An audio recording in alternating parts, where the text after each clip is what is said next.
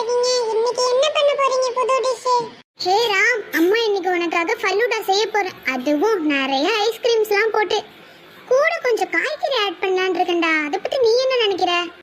என்ன